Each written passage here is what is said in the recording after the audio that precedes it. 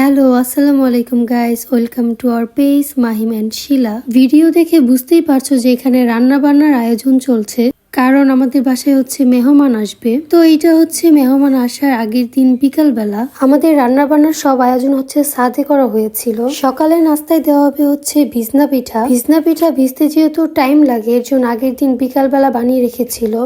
আর এটা হচ্ছে পরের দিন সকালবেলা, মানে যেদিন মেহমান আসবে।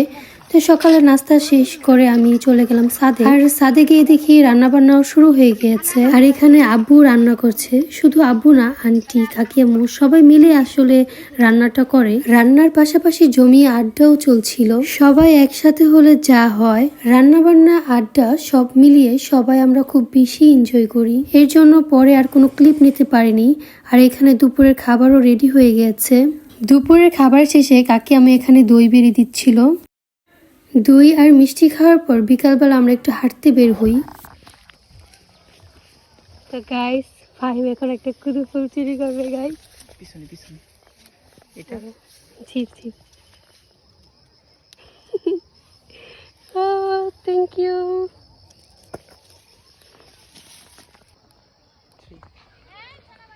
তো গাইস, আমরা হচ্ছে বিকালবেলা সবাই আমাদের খেতে চলে আসছি। বাসার পিছনে ক্ষেত, তো আমরা সবাই মিলে ঘুরতে চলে আসছি।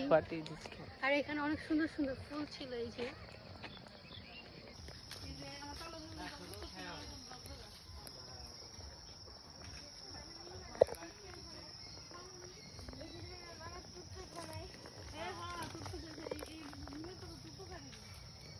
তো এখানে হচ্ছে বেলুম্বু আর কামরেঙ্গা ভর্তা করা হবে। আমাদের বাসায় যারা বেড়াতে আসছিল তারা নাকি বেলুম্বু চিনেই না। কামরেঙ্গা চিনে কিন্তু বেলুম্বু চিনে না।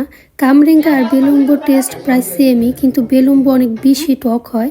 আর আম্মু এখানে সবার জন্য কামরেঙ্গা আর বেলুম্বু ভর্তা করছিল। সন্ধ্যাবেলা আমরা চলে যাই কলাতিয়া ব্রিজে ফুচকা খাওয়ার জন্য।